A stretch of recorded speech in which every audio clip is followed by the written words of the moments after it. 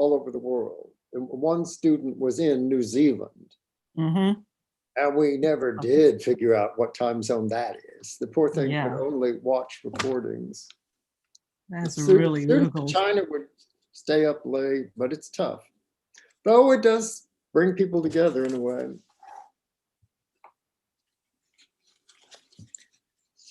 I had many, when I was teaching last spring, I had many people who were just sort of black screen the whole class. Whole quarter. That's a problem, whether or not you should let people turn off their cameras during class. But sometimes you don't want to see, they're still in bed or barely dressed. Yeah. But I think it's better if they keep their cameras on, particularly in a small class. Yeah, I just didn't like that teaching online at all. It was okay. we likely are in for more of it for the foreseeable future, alas. Mm-hmm. Yeah, this is just the beginning, I think. Well, I mean, we may be near the end of the beginning of all of this, but I don't even know if we're near the beginning of the end.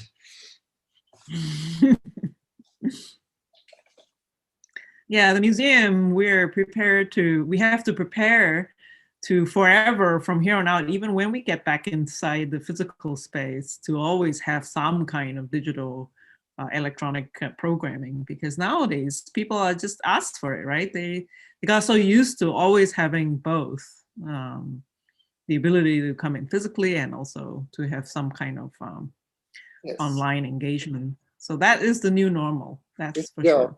You're so right. This is just going to become part of life, no matter what the state of our health. My wife is going to the Natural History Museum this afternoon with her mother and a friend. So they let people in, small numbers and distanced and all that. But I haven't been in a museum since last March. Well, most of us are closed. We're reopening our doors very shortly, but of course, to only a small percentage of our capacity. Well, the Met is open, but I'm getting my second shot tomorrow, so I may. Oh, good for you! Good for you! Congratulations. Well, it's the old timers group. Yeah, I'm in line. Well, I think you've got a bit to go.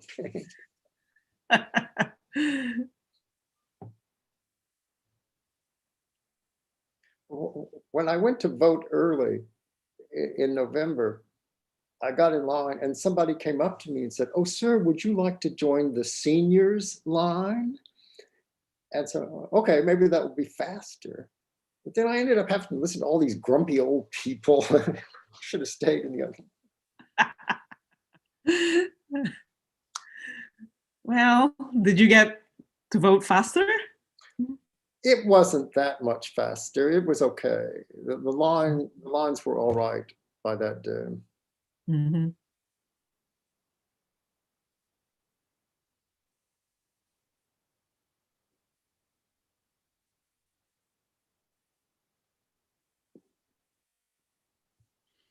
Well, let's see. It's 10 a.m.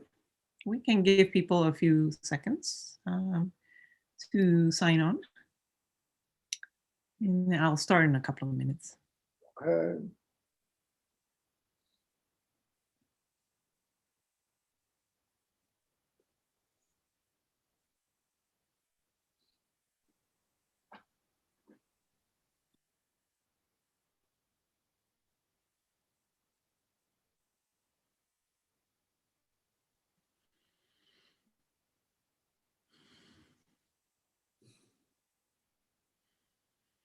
We are having a very unusual snow day today, Professor Harrist.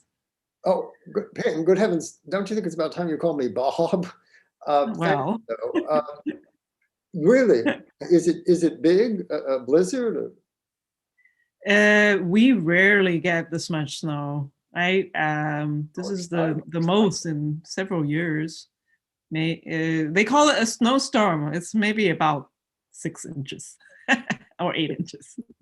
We've had snow on the ground for at least 2 weeks now. This is the the snowiest winter in some time.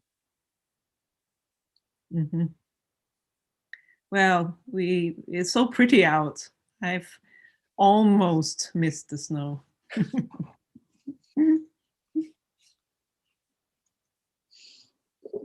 Wang Haicheng says hello.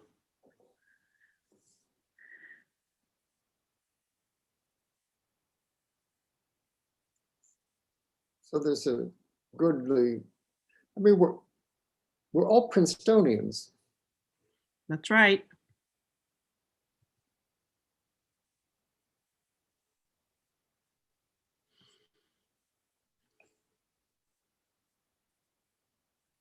What year did you finish, King? 2006. Yeah, I took a very long time, 11 years. Well, there have been longer. I know. I'm not even close to the record. Oh, Mimi. Oh, Mimi says hello. She's signed on now.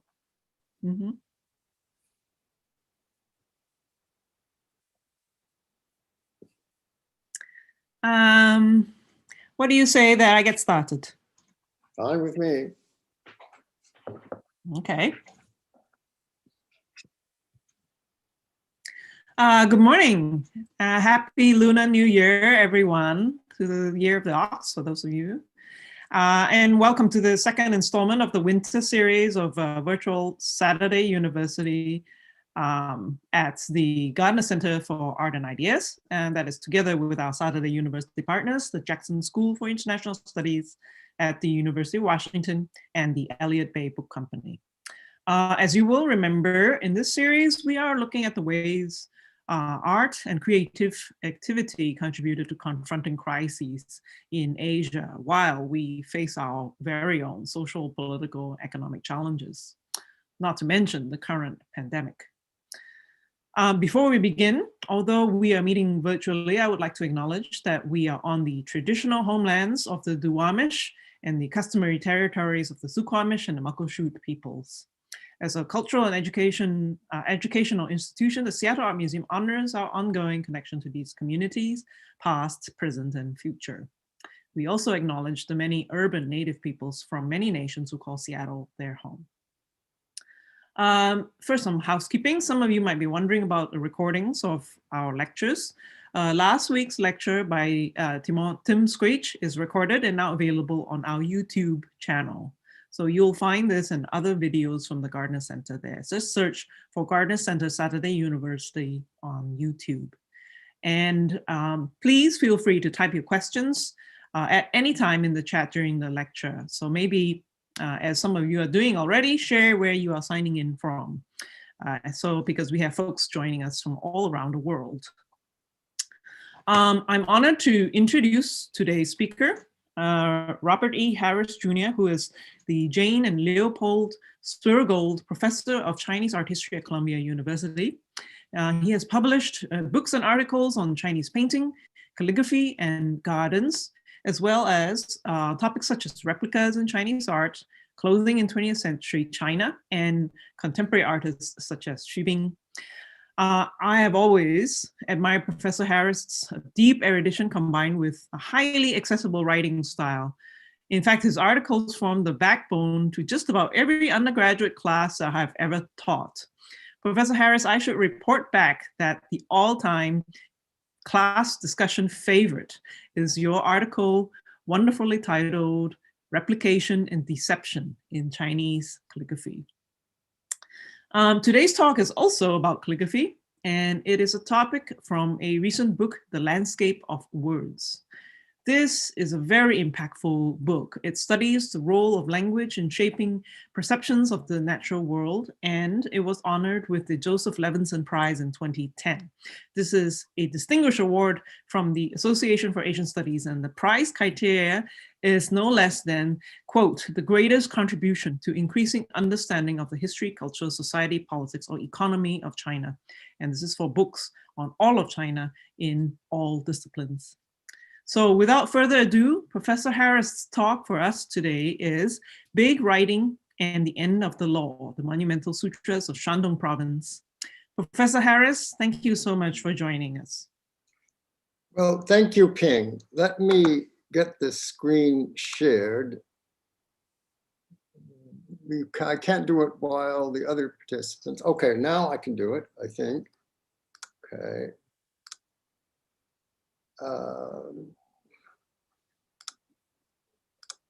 Okay, and open this up.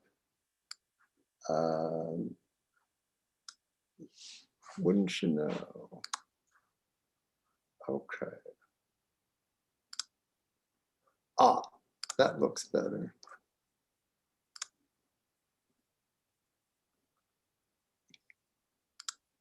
Okay, does everybody see something called the Diamond Sutra on Mount Tai? We do, thank you. Oh, good. Now I can relax. Ping, thank you very much for the kind introduction. I'd forgotten I'd written that article, actually. Thank you. I'll go back and take another look. Maybe I should have signed it. Just love it. They can I'll talk about assign- that for 3 hours straight. Gosh.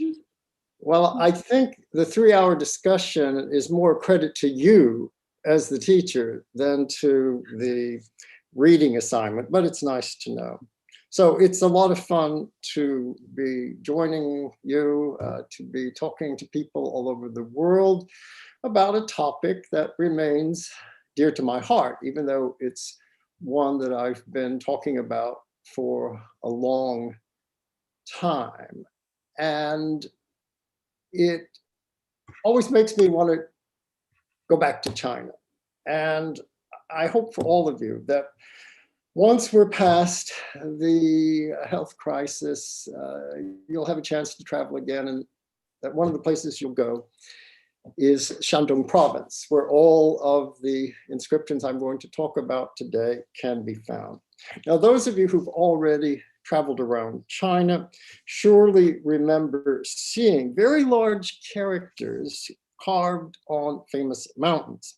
And by far the largest of all these inscriptions are Buddhist sutras, or sacred scriptures. They were carved on mountains in central and western Shandong Province, that bit of China that sticks out into the sea. At a site called Sutra Stone Valley on Mount Tai, which you see here, nearly 3,000 characters, each about 50 centimeters high, were spread across this granite stream bed, over which water still trickles down sometimes. This massive display of writing is undated, but it's similar to a number of other inscriptions of Buddhist sutras that began to appear in Shandong in the middle of the 6th century. Now, to get some idea of how this was created, we can take a look at these images. Somebody had to squat or kneel down on the surface of the slope and write with a brush the characters of the sutra. This was probably done with brush and ink, though some kind of pigment might have been made. And this kind young man who posed as a model for me is demonstrating what this act of writing would be like. We know from a lot of characters on Mount Tai that weren't finished that the calligrapher probably just outlined the strokes rather than filling them in completely, as you see in the lower left. And once that was done, then stonemasons, carvers, shigong, as they'd be called in Chinese, came in and chiseled the characters into the granite. The color you see in the characters today is modern, but this has probably been done for many, many centuries, and the color is renewed every few years. It makes the characters much easier to see. Now, this map gives you some idea of the area we're talking about. Here's Mount Tai, which you just saw, and the other sites that I'll be talking about are clustered here. The length of these sutras, the nature of the text, and the way they relate to the topography where they appear varies a lot. Now, on this mountain called Sulai Shan, not far from Mount Tai, there are sutra passages that were carved on this big boulder at the top of the mountain. And what you see here are workers from the Shandong Stone Carving Art Museum making rubbings from this inscription. I remember going there once and running into a herd of goats. And it was sort of fun to work one's way past the animals to get to the writing. This is Mount Gong. It's near the city of Zhoushan.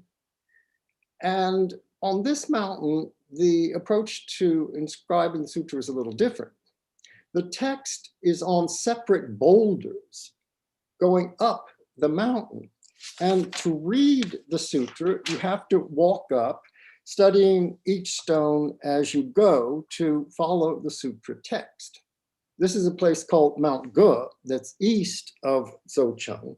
And on a slope there is a passage from the Vimalakirti Sutra that's dated 580. The character on the right that you see, which doesn't have color inlaid in it, so it's a little dimmer, is the character Mie, to extinguish. And it's about 42 centimeters high.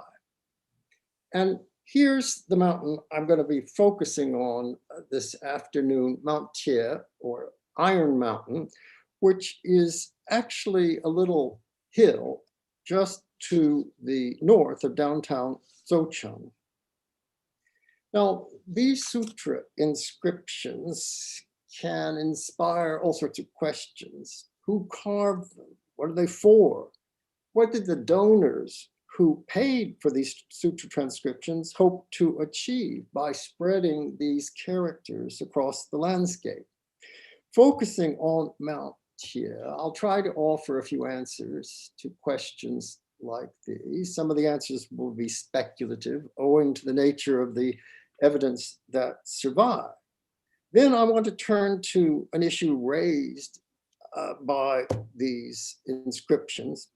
That's a fact that can't be ignored, for which evidence is overwhelming and irrefutable. This is big writing, really big writing. These texts, carved in the 6th century, as far as I know, were the biggest writing that anyone had ever seen in China. I want to stress the size of the inscriptions, not only because this is so essential to the way that they're perceived, but also because approaching them in this way invites consideration of something that's rarely discussed, I think, in theoretical and art historical writings. Put simply, how does the size of an image or an inscription affect our aesthetic and psychological responses to it? How does size create meaning? What makes Mount Tie an ideal starting point for the study of monumental inscriptions is the presence of an accompanying text called the Stone Hymn, or Shisong, carved next to the sutra.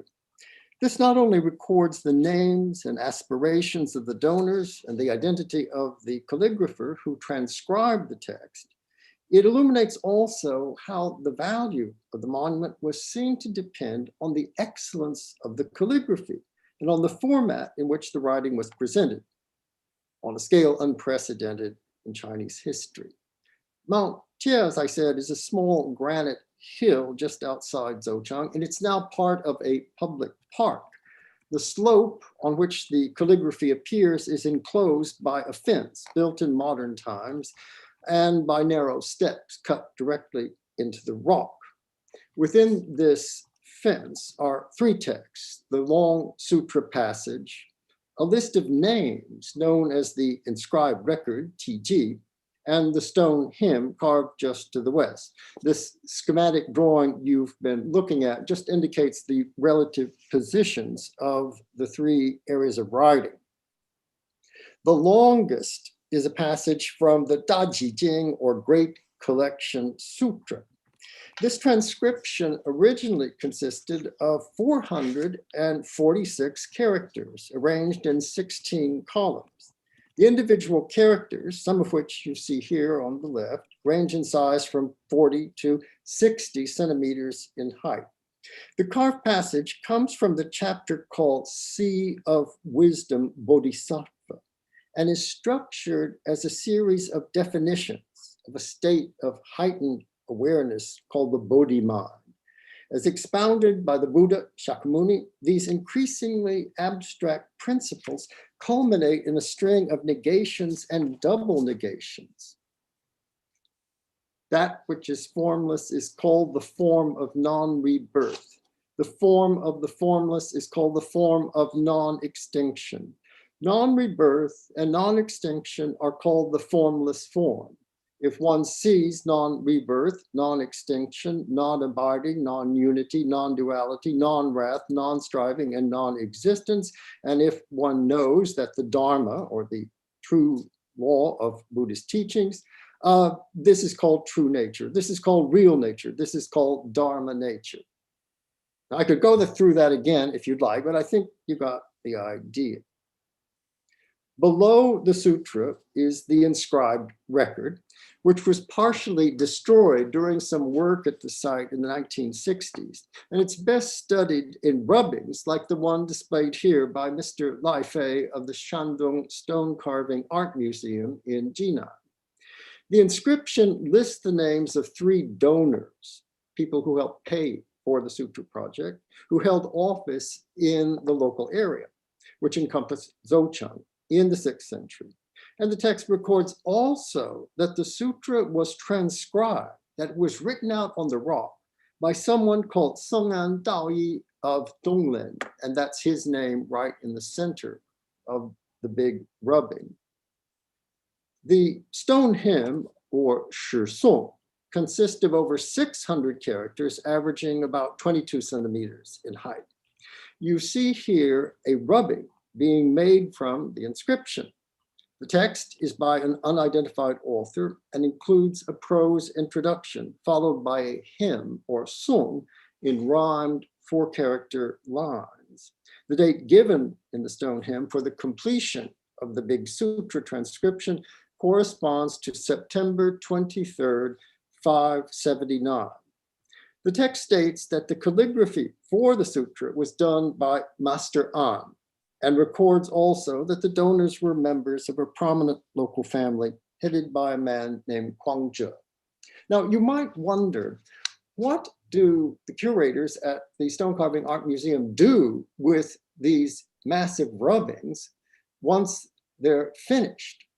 They can be rolled up in these huge assemblages of paper, but more often they're cut into strips like this. And if you want to see them, you have to ask Mr. Lai Fei to unroll these strips one by one. And here you see him unrolling part of a sutra down a hall outside his office in the museum. The donors of the Mountia Sutra lived through a turbulent episode in the history of Chinese Buddhism. From 550 to 577, residents of Zhou County were subjects of the Northern Qi dynasty, who were ardent patrons of Buddhism. But when the rulers of this dynasty were overthrown by invaders, people of Zhoushan became subjects of the Northern Zhou, ruled by a man named Emperor Wu, very ferocious. This change of regimes brought to Zhou County and to the rest of Emperor Wu's newly acquired domains in eastern China a very harsh proscription of both Buddhism and Taoism. Lands belonging to temples and monasteries were confiscated by the state. Monks and nuns were forced to return to secular life. Buddhist icons were destroyed and the production of new ones forbidden. Under this proscription, the creation of so spectacular monument as the sutra transcription on Mount Tie would have been impossible. Fortunately for Buddhist believers, Emperor Wu died in 578, and with his demise, the prescription of Buddhism ended.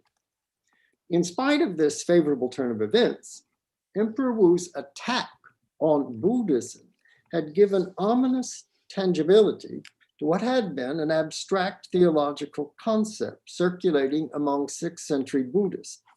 According to this doctrine, Buddhism had entered a period of decline known as Mofa, or the end of the law, the end of the Dharma, which threatened the complete extinction of the Buddhist teachings. The stone hymn carved on Mount Tie seems to reflect this fear.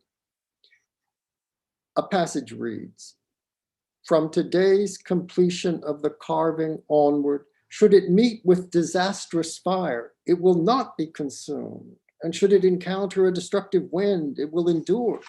Painting with colors is a means of representation suitable for a time of the flourishing of the Dharma. But metal and stone are everlasting and will not decay." Later in the text, in the rhymed section, the metered section of the hymn, the theme of durability comes back. "Silk and bamboo are easily ruined, but metal and stone are hard to destroy. Placed on a high mountain, the writing will be passed down without limit." Although the term Mofa is not mentioned in the stone hymn, the text voices the donor's hope that the carved sutra passage would withstand the ravages of any disaster, faithfully preserving the words of the Buddha in the face of apocalyptic dangers. Now, as a means of preserving and transmitting text, inscriptions like this one on Mount Tie are not really very practical or effective. They're exposed to the eroding forces of sun and snow, rain and wind, and many of the characters on the mountain have simply disappeared. Moreover, there's no evidence among these outdoor carvings in Shandong of any systematic attempt to transcribe on stone the complete text of any sutra. This makes the inscriptions in Shandong radically different from what we find at the Yunju Temple near Beijing, where beginning in the late 6th century, donors attempted to preserve the entire Buddhist canon on stone slabs hidden in caves or buried underground.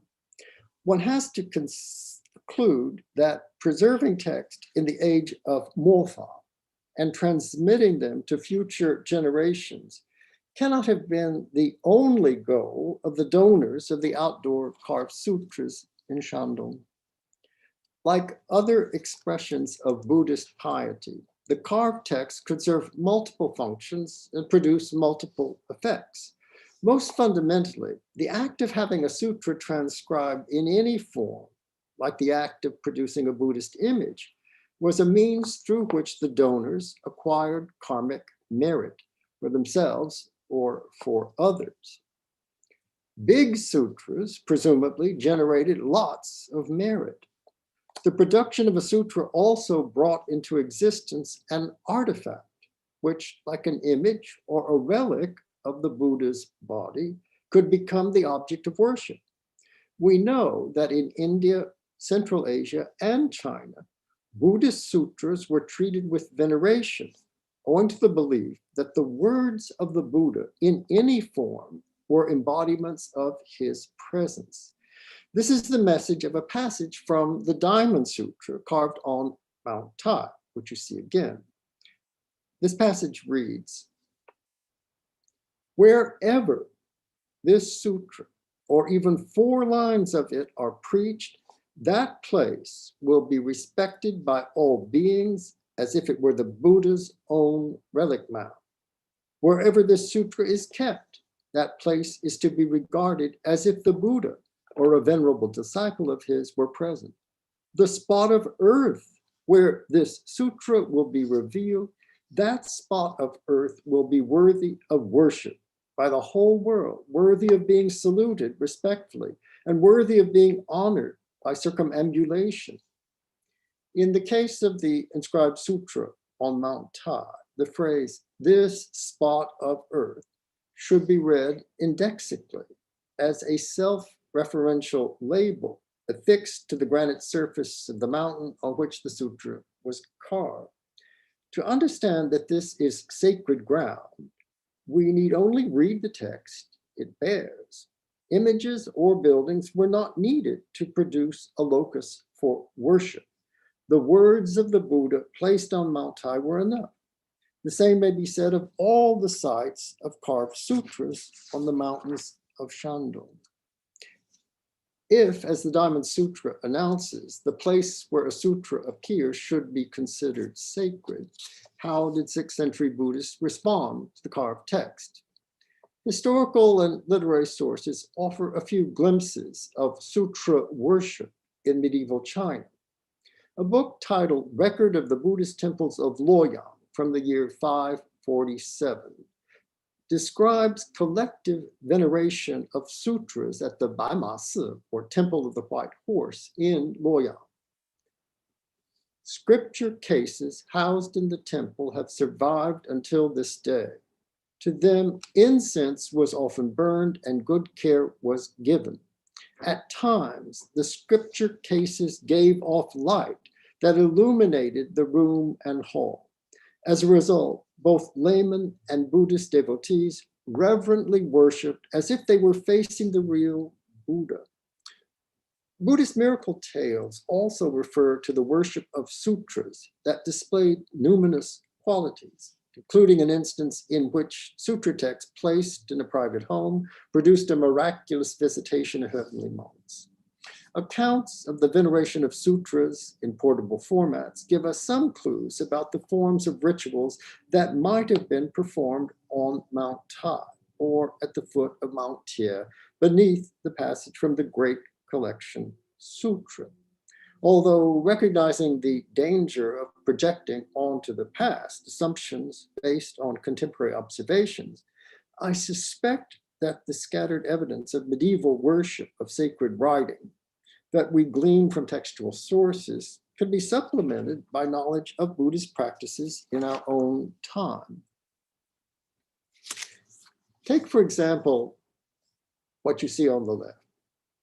Behind the Nanputo Temple in Xiamen in Fujian Province, a huge character reading "for" or Buddha was written on a cliff in 1905. After Red Guards attacked the temple and destroyed the icons it possessed in the 1960s during the Cultural Revolution, local believers relocated their worship to the site of the carved character, placing flowers and other offerings on an outdoor altar and treating the calligraphy as the embodiment of a sacred presence. On the right, at another site in Fujian Province, Mount Gu, outside the city of Fuzhou, local Buddhists place offerings of incense at the base of a cliff wall bearing the names of Buddhas carved in the late 17th century. For Buddhists of our own time and for their co-religionists in medieval China, images, relics, and texts all could be sources of sacred power worthy of intense devotion. In 2018, a ritual circumambulation of the sutra on Mount Tai was led by Master Iwei from the Boral Temple nearby. I'm sorry, I don't have a photograph to show you of this, but you could see people, Buddhists, walking around the sutra in the act of circumambulation, chanting and praying as they went. The incense burner is right down here, and this is a great wall of writing filled in with red, names of various Buddhas.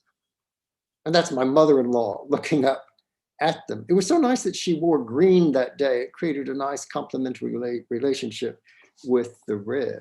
As to the character at Shaman that this lady is worshiping in front of this wooden altar. I went there a few years ago and found that, like so many things in China, it had really changed. The carving now glistens with a new coat of gilding, and the rough-hewn wooden altar has been replaced by two of polished granite. There's also a new chrome incense burner that attracts a steady stream of worshipers. Even if it were possible to prove that the Monumental Sutras were worshipped in this way, we would still face many intriguing questions about the purely visual aspects of the inscriptions and how these were understood by the donors and their contemporaries. In addition to the names of the donors, you'll recall, the inscribed record on Mount Tie states that Seng An Daoyi of Dongnen copied the sutra. This is undoubtedly the same monk named in the stone hymn on Mount Tie, the great Dharma Master An. According to the text, it was Master An who was requested to transcribe the sutra passage with his sagely brush. In 1994, something amazing happened. At a place called Hongdingshan on the shores of Lake Dongping in Shandong, datable inscriptions were discovered up in the mountains, completely unknown up until this time. There are over 20 sutra passages, names of deities, and colophons datable to the 560s on these sheer cliffs. On the northern cliff, the name of Seng An Daoyi appears next to a passage from the Manjushri Sutra.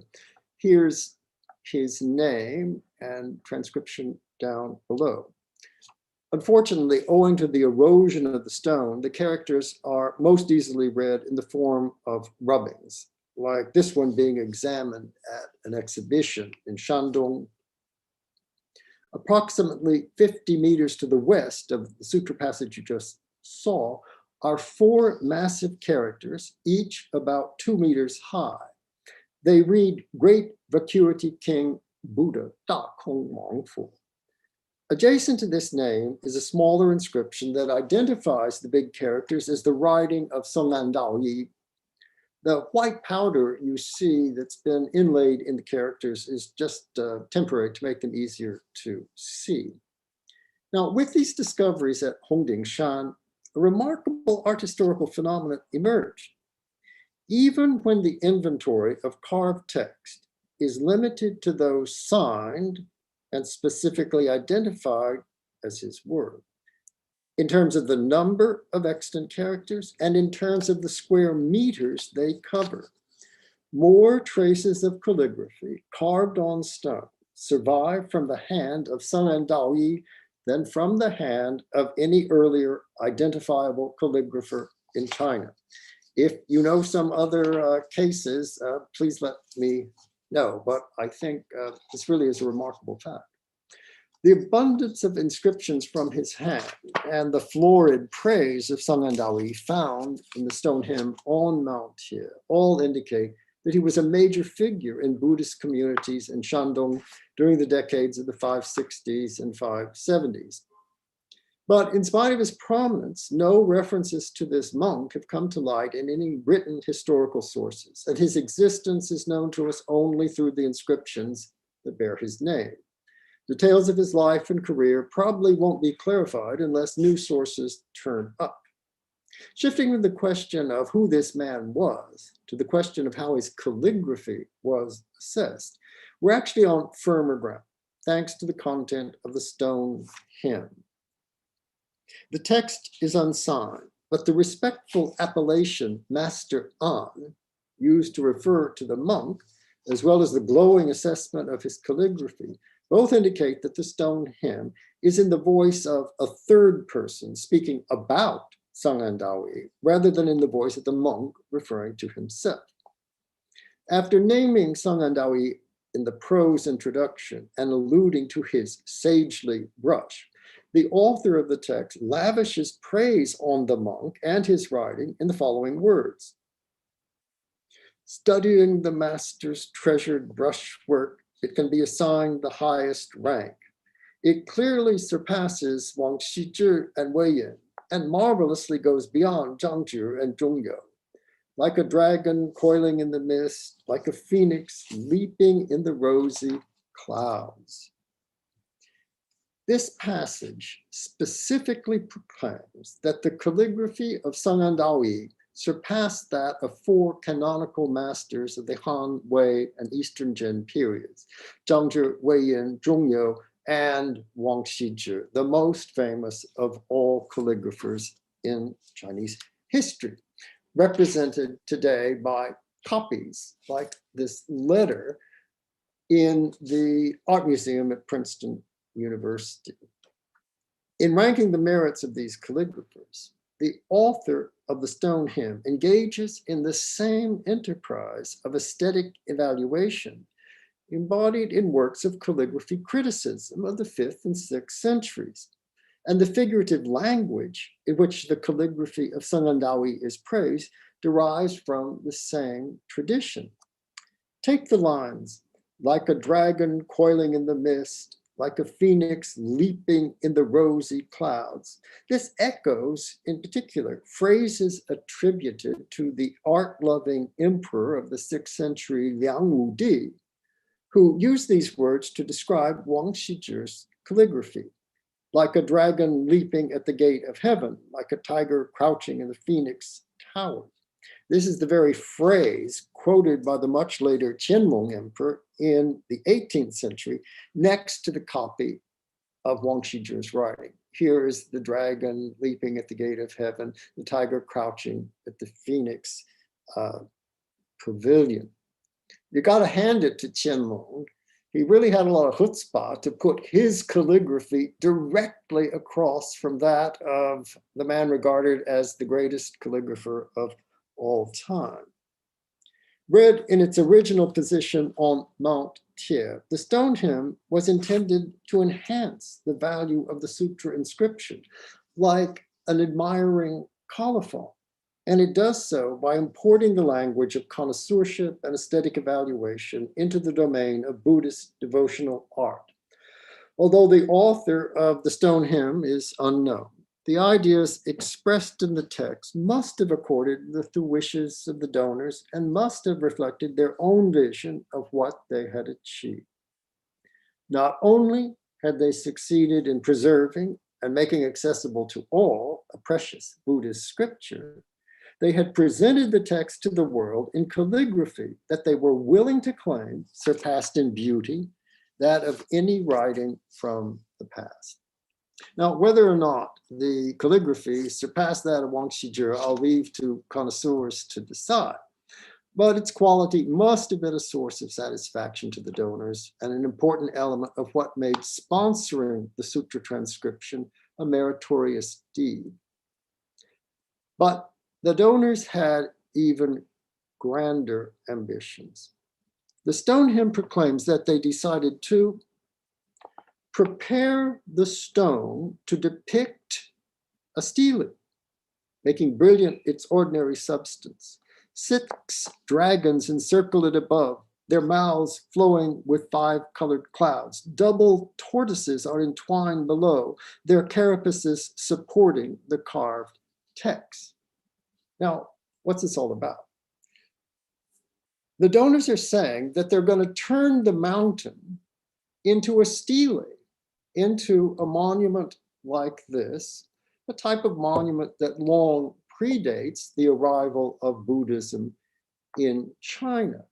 These are generally limestone monoliths with carved dragons at the top, a title piece, sometimes in a triangular shaped plaque, text below, resting on the back of a giant tortoise, beast thought to be able to bear immense weight. So how did they do this on Mount Tie? Well, I've tilted the mountain up and monkeyed with the photography a little bit. I wish I could get rid of that tree, but essentially what they did was have carved up here at the top of the slope dragons, traces of which you can still see. They're very faint, but they are there. And up there, right here, are three characters from the title of the sutra, the Daji Jing. And very hard to see if you don't go to the site and look real closely. There are actually two tortoises supporting this monument. Now, this is a kind of reconstruction of what the stele design was like on the mountain when it was new. I'm grateful to colleagues in the media center in my department at Columbia for creating this image. The resulting design, which I like to call a virtual stele, rose 55 meters up the slope of Mount Tie, from the double tortoise base, up the lines of the sutra text, to the carved dragons mentioned in the stone hymn and the title of the sutra. Now, as I said, resting on the back of a tortoise, stone monument topped with dragons. This was a form of monument very ancient in China. It signified that the text on such a monument was important, and the people who had it made were important as well. Now, with the arrival of Buddhism, which really begins to flourish in the 3rd and 4th century CE in China, the stele was adopted by Buddhism and became an important part of Buddhist visual culture. For example, in the late 5th century and early 6th century, the stele, a product of Chinese culture that predated the spread of Buddhism, was adapted for new uses. In addition to serving as a support for figurative icons, the stele was also used for text recording the making of images, 造像记 in Chinese. Carved into the walls of cave chapels at Longmen in Hunan Province, text appear within rectangular panels topped by dragons and framed by incised borders that set the writing apart from the surfaces of the surrounding images and decor. The inscribed panels focus and intensify the attention of the viewer and confer on the contents of the dedication, the aura of prestige and authority that had come to be associated with steles of any kind. So next to this carved image of a seated Buddha, carved into the living rock is this stele, topped with dragons. Here is the title of the inscription and the text below. No tortoises, but that's all it lacks to be just like a freestanding monument. The text is a record of the dedication of the adjacent image to some individual by his family, hoping for happy rebirth in the afterlife. Now, although these monuments presaged the format of the inscription on Mount Tie, the virtual stele on Mount Tie, the transformation of a sutra-bearing stele into a cliff carving took place at Mount Hongding, that place that was discovered in 1994. There, on the northern cliff, not far from the great vacuity king Buddha, a passage from the Great Perfection of Wisdom Sutra was begun but never finished in a grid of incised lines covering 7.5 by 3.4 meters. This is what you see in the rubbing over here. You can just make out maybe the bodies of dragons incised at the top. And there's a tortoise glaring out at us from below. And the text was to have been filled in this grid, but for some reason or the other, this never happened. This dates from a little bit earlier than the virtual stele on Mount Tie. It's from that site where we know Seng Daoyi was active. Maybe it was his idea to create this depiction of a stele on a mountainside. Now, of course, the stele on Mount Tie is not a freestanding monument. It's a representation. Nobody had ever seen or ever would see an actual stele 55 meters tall. Only on the side of a mountain could such a monument be depicted. But when you move on to the surface of the virtual stele, you discover a fundamental paradox. And that's what I think this Japanese researcher, Michihata Sensei, discovered when he went to Mount Tie in the early 20th century. In spite of this text being so big, it's hard to read, and there's no single position from which you could take in the whole text. In order to read it, you have to move. The same is true of the Diamond Sutra on Mount Tie. When you stand at the base of the first few columns of the text, the rest of the inscription disappears over the rise in the granite surface of the mountain. This contrasts, of course, with short sutra passages like this one from the Manjushri Sutra on Mount Tsulai that can be read in its entirety by a person standing close enough to touch the writing surface. The big characters on Mount Tie, however, deny easy visual access. In order to actually see the stele and read the text, you have to climb up this slope.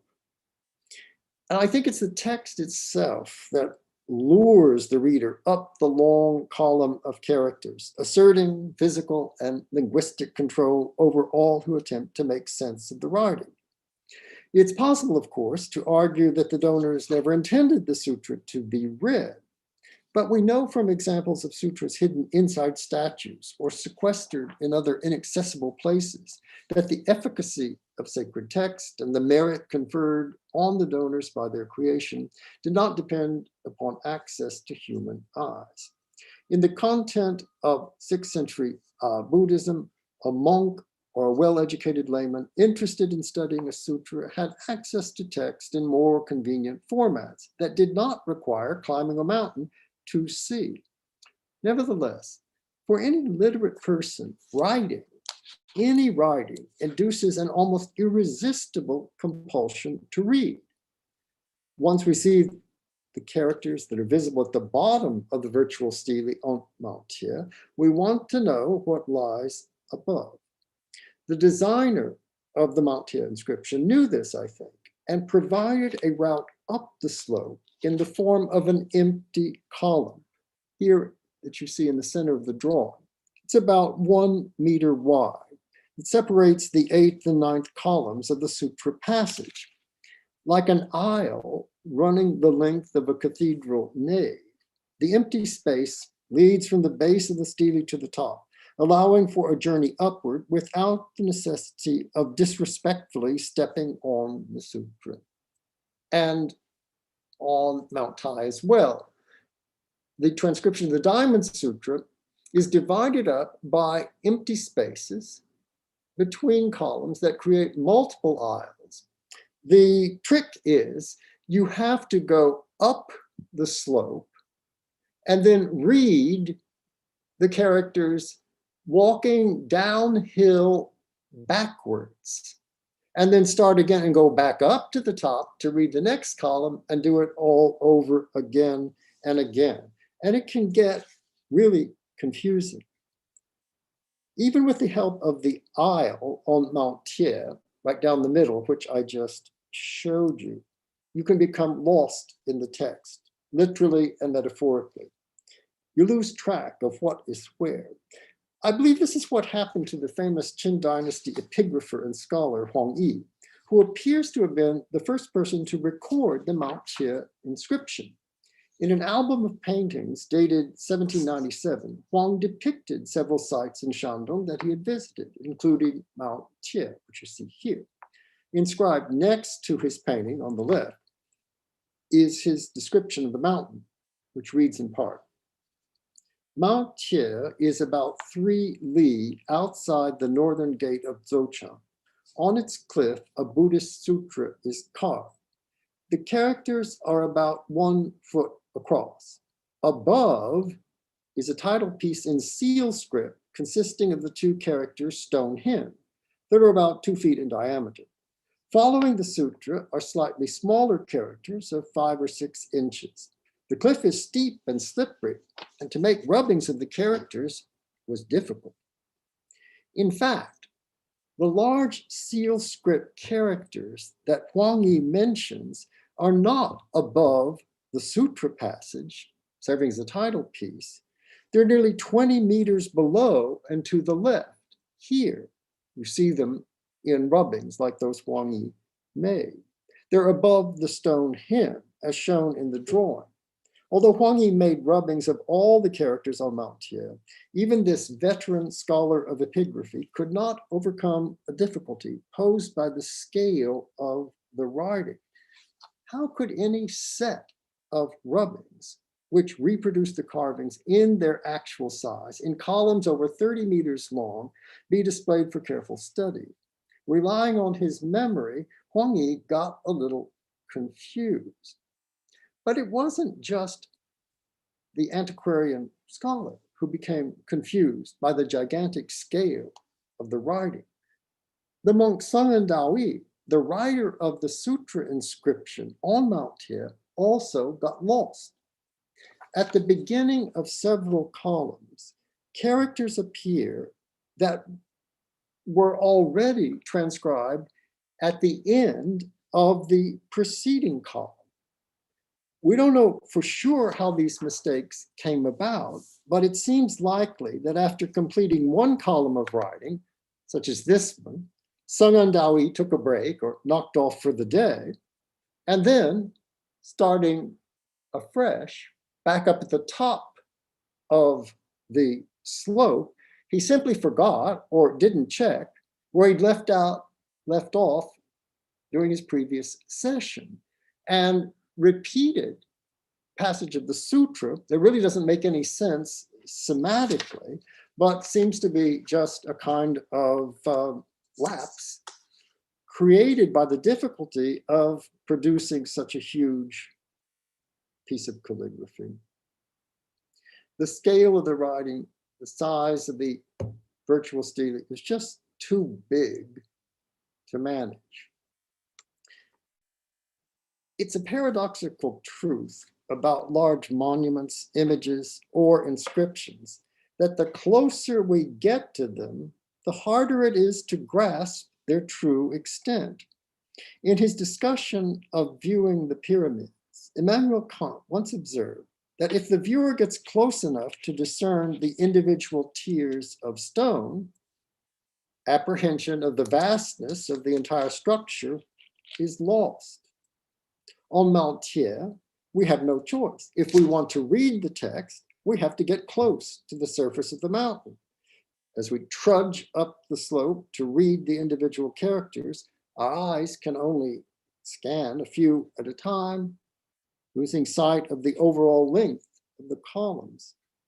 The disorientation that can result from trying to read the text on Mount Tie is like that reported by people stepping into St. Peter's in Rome for the first time, something also discussed by Kant. In trying to grasp the vastness of the space, the imagination, in his words, recoils upon itself, but in so doing, succumbs to an emotional delight. Gigantic statues also can force the imagination to recoil upon itself. And it's in the history of sculpture that we find significant parallels for the big writing of the Shandong Sutras. Although large-scale statues of 2 or 3 meters were cast or carved in ancient China, No monuments there approach the scale of those from other ancient civilizations, such as the colossal figures 20 meters high at the temple of Ramses II in Egypt, dating from the 13th century BCE.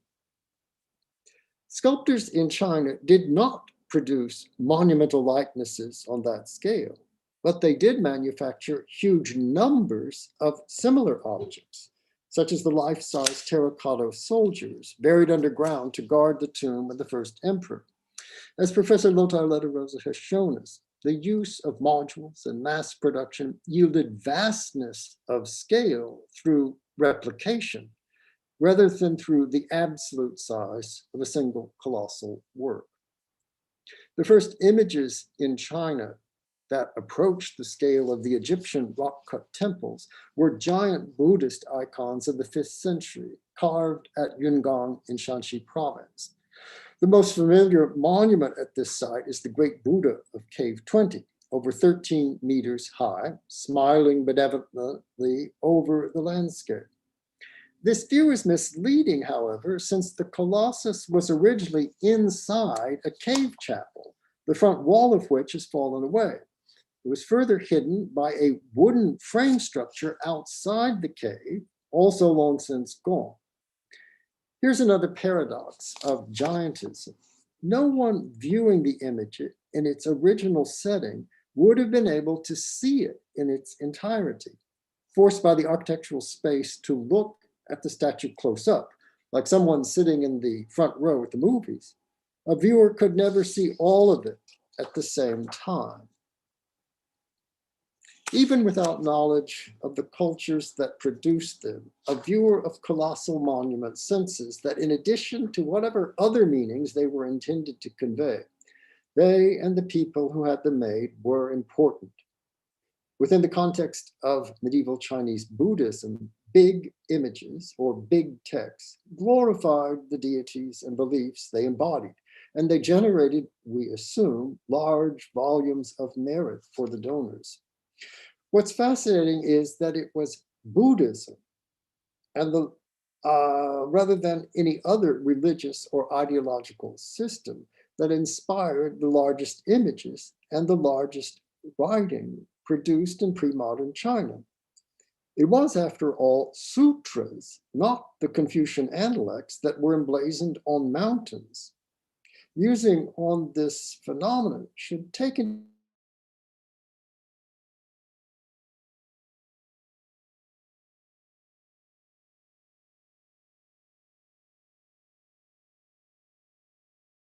that evoke the immeasurable, the illimitable, and the ungraspable. A good example, and there are countless others, is the directed meditation in the Contemplation Sutra that teaches how to envision the body of Amitayus, the Buddha of the Western paradise. His height is 600,000 kotis of nayutas of yoganas multiplied by the number of the sands of the Ganges River. Koti is 10 million, a nayuta is 100 million. I couldn't really do the math. A yoana is 8 kilometers. This is like 1 trillion kilometers big. The white tuft of hair curling to the right between the eyebrows of Amitayus is 5 times as big as Mount Sumeru. His eyes are clear and as broad as the 4 great oceans. From all the pores of his body issues forth a flood of light as magnificent as Mount Sumeru. His aureole is as broad as 100 kotis of universes, each containing 1,000 million worlds. Amitayus is big, really big. Attempting to visualize this deity aids believers in drawing close to his Western paradise. But the effort to grasp the immeasurable extent of the Buddha's body ultimately defeats the imagination and subverts normal processes of thought. The sutra transcription on Mount Tie is not limitless, but for a reader confronted by this sea of writing, the carved characters engage the mind in a comparable effort to grasp something too big to comprehend. Ultimately, the scale of the inscription can be interpreted as a visual analogy for the universal efficacy of the Buddha's words. Contemplating a landscape transformed by carved sutras, the 19th century scholar and bibliophile Gu Huang wrote this: "Gazed at from afar among the serried peaks and ranked hills, large characters appear scattered beneath the heights. All of them are Buddhist sutras. Seeing them, one understands the vastness of the Buddhist Dharma. Without measure and without limit, the numinous text of the Buddhist canon are spread throughout the universe." I can't help thinking that if a viewer responded in the same way to the inscription on Mount Tie, the pious donors and the calligrapher monk who wrote the characters would have been greatly pleased. Whatever their goals and aspirations in creating the carved text, it was the underlying cosmology of their religion, permeated by concepts of vastness, that taught them to think big. Thank you.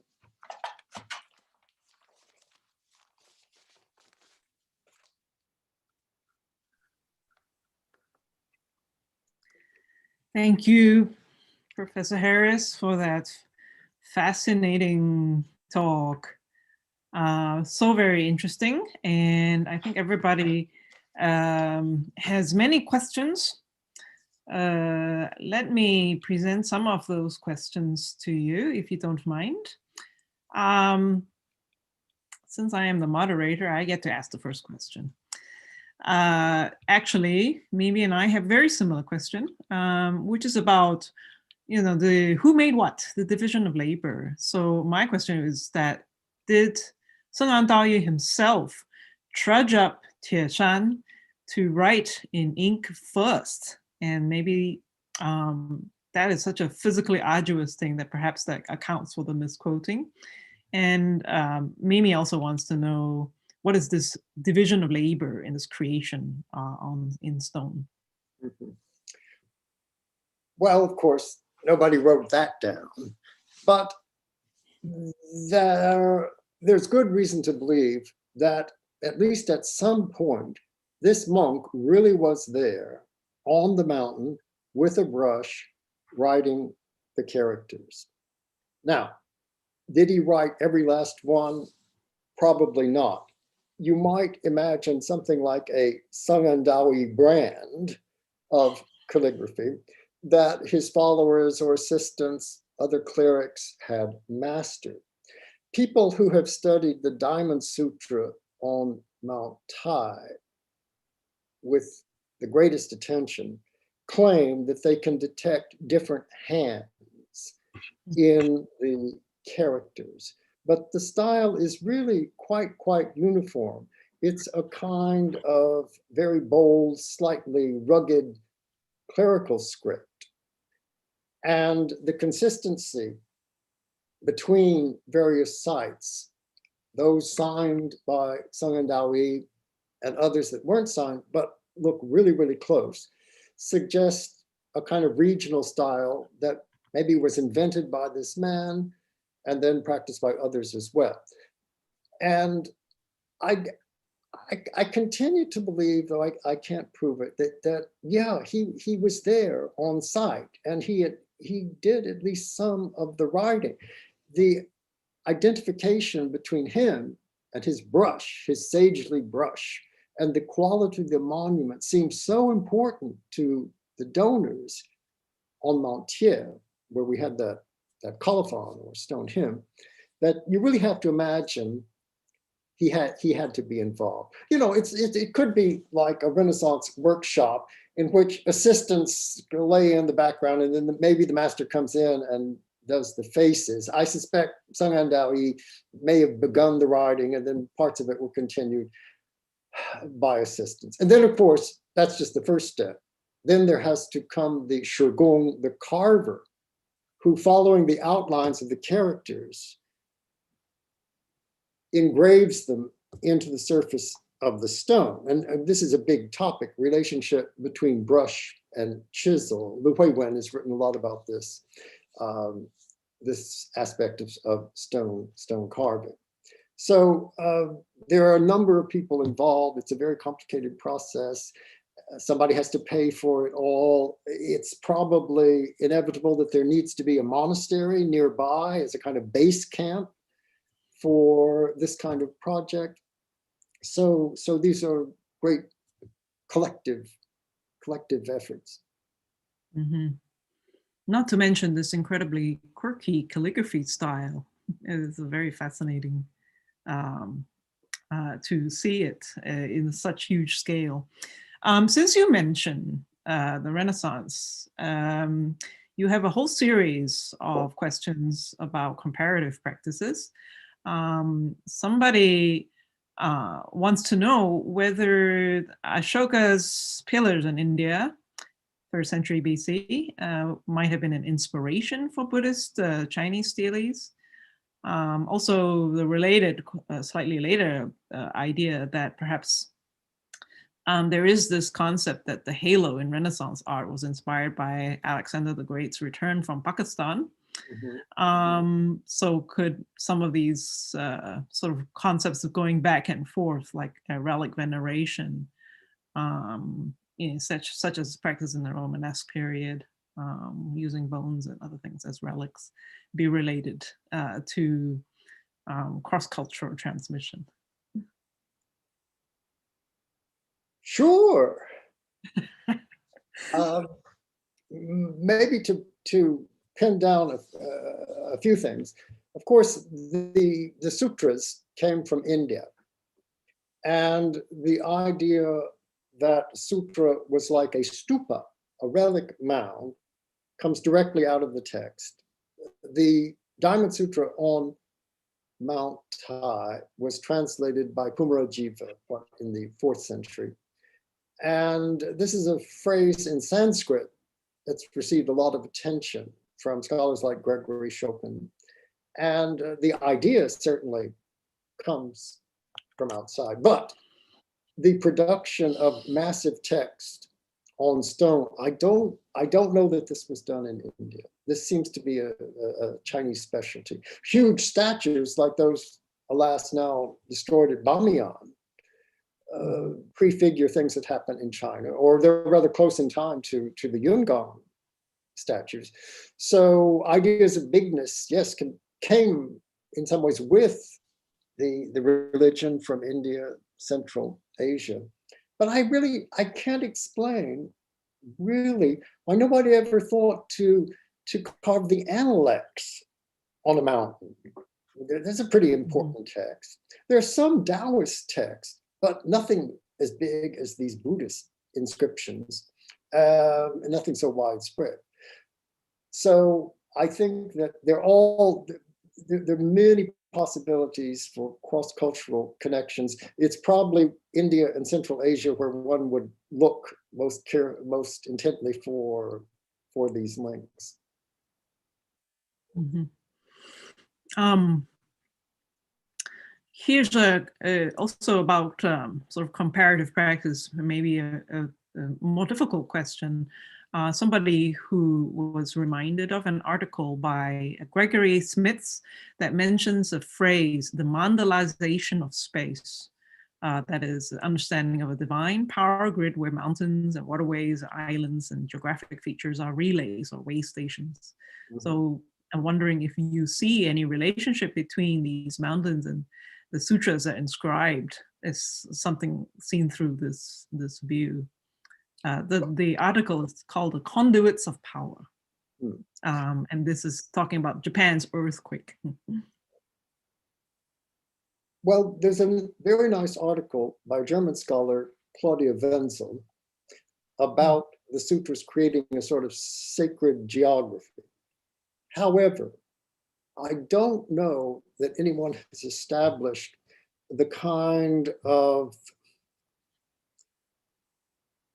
very carefully plotted placement of the sutras that you would find in a mandala. As I understand it, in a mandala, what's where is very, very important. The central deity is in the center, and then it moves out, and so on. I don't think this has been discovered yet as some sort of underlying shared effort in Shandong. I think donors, clerics were aware of sutras being made in one place or another, and clearly Sangan Dawi worked in different locations, but any kind of sort of province-wide coordination of the placement of sutras that I think would be necessary to produce this kind of mandalization of space, I don't know.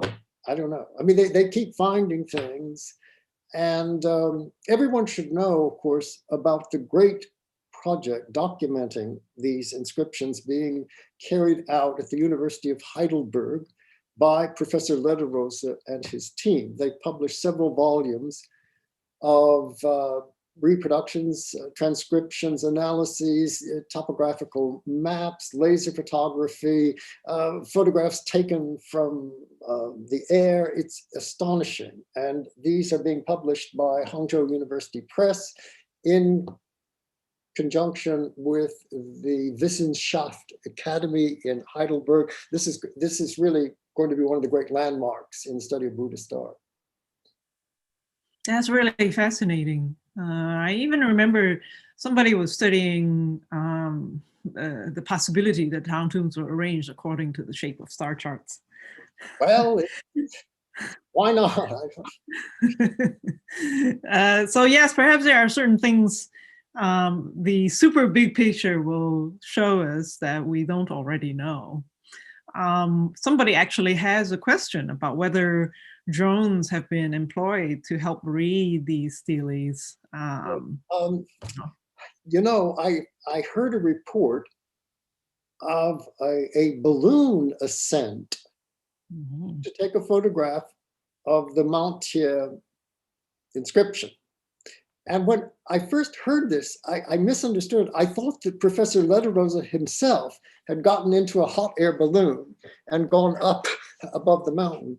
But it turned out that, no, actually they had somehow acquired something like a weather balloon and sent it up with a camera that could be activated from above, and took a photograph that's published in one of the volumes that's come out now from Heidelberg. I don't know if they use drones or not. It's certainly the kind of high-tech approach that they've brought to this. The geographers working on the project have made these amazing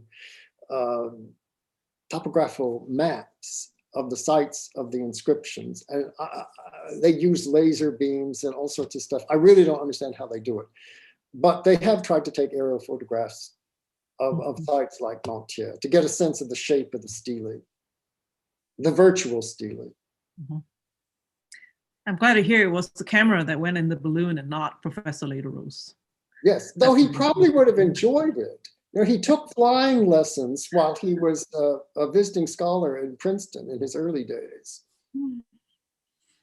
Let me ask you the next question, which is, are these examples of stone calligraphy found on mountains and hills in other parts of China or in other Asian countries?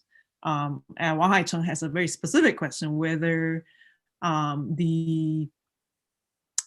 what's the relationship between the practice, this practice in Shandong as opposed to other places such as Mount Yunfeng at Laizhou and other places.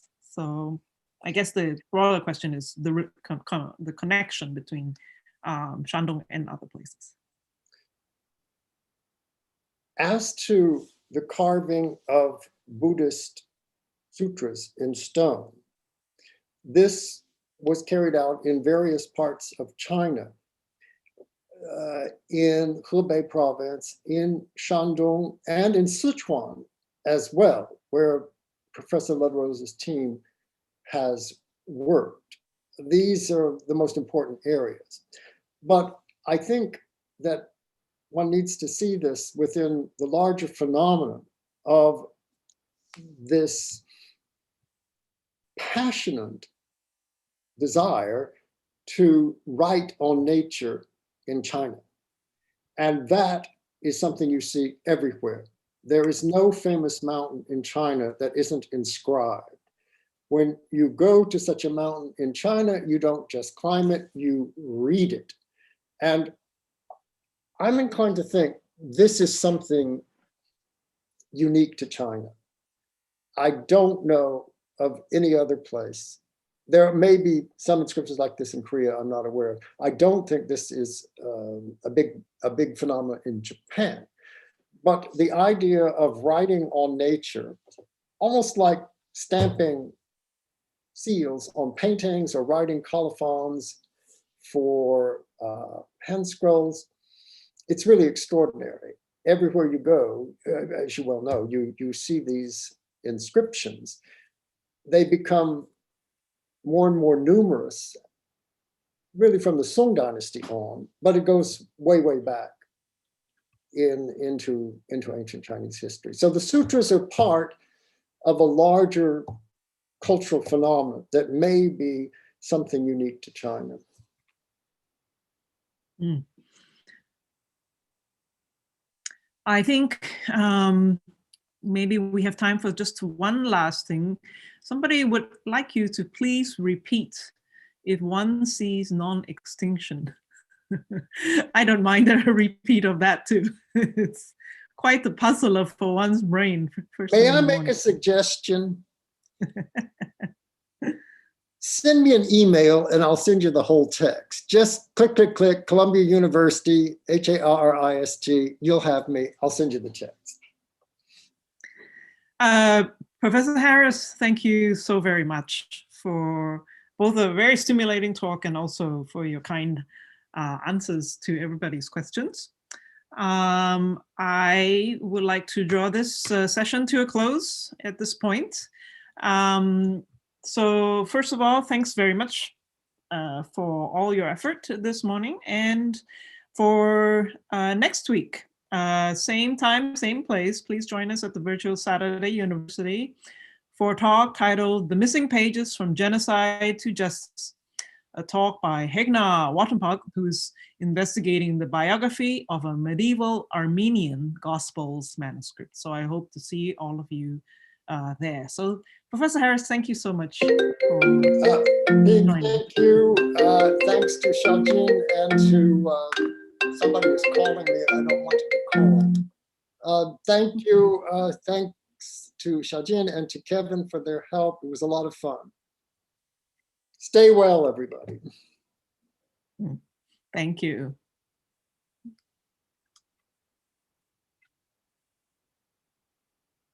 You have many thanks in the chat. If you would just like to quick look at those. Let me figure out how to do that. So just click the button that says chat. Kevin, would you please stop the recording and the live stream?